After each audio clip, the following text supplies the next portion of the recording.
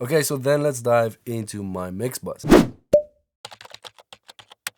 As you know, I've got my pre-master where everything is routed to, and then I've got the print track and I've got the limiter track. And let's start with the pre-master. I've got the VSC2 by Vertigo, which is a great VCA compressor. A VCA compressor that you might know is the SSL bus compressor or the API 2500. I really like this. Usually I'm using the SSL bus compressor. You can see it over here grayed out. But not right now. I decided to go for this because it's a little bit punchier, and with 808s and everything, I like this a tiny bit better.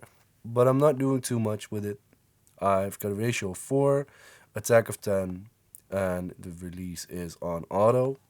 And let's just have a listen to how that sounds without it and with it.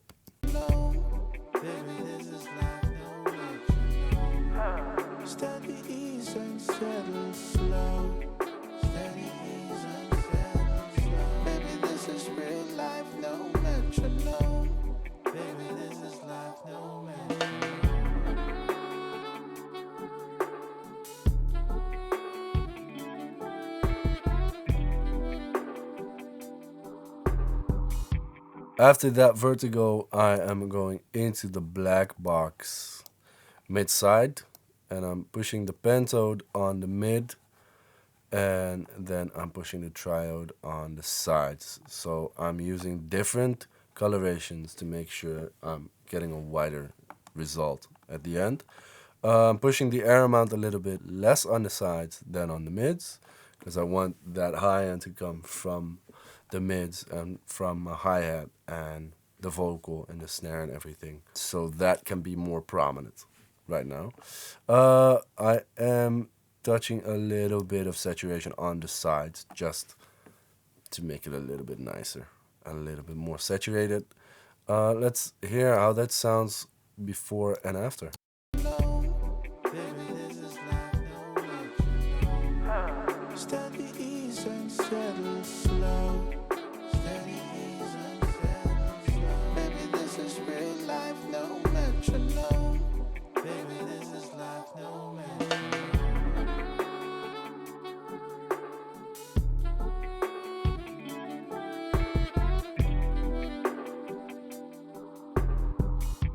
You can really hear that it opens up, the vocal comes more to the front, and everything just gets nicer. Then I've got the BX Digital, and I think I've shown you this before, but I don't use this as an EQ.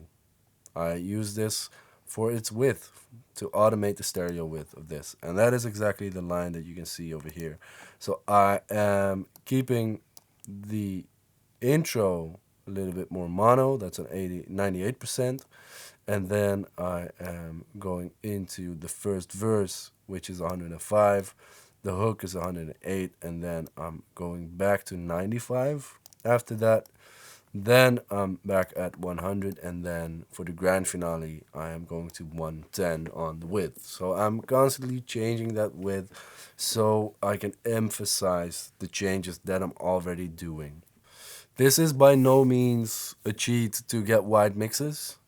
I use this to emphasize the contrast I have created within the mix. So make some parts wider and make some parts less wide. So you also see me go from 110 at the widest and 95. And sometimes I even go lower to create more of a contrast, make it more mono and more centered. So I can break it open again and make it wider. So let's see if we can hear that width. So this is without the width automation.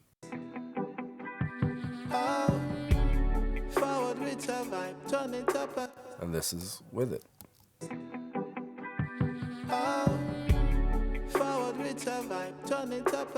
And to me, that really emphasizes when those drums come back in and everything comes back in, that you get that extra push, that it's wide, and that you created that contrast.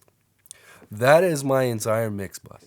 After this, it goes to a mastering engineer that masters everything and that makes sure that everything is great. Before it can go to the mastering engineer, I'm gonna need an okay from the artist and the producer.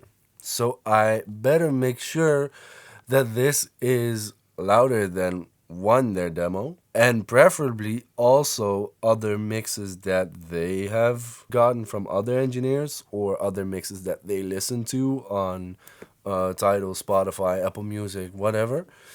So I am going to have to make this competitive just for them to have a listen. So I've got my standard clip over here to shave off the peaks.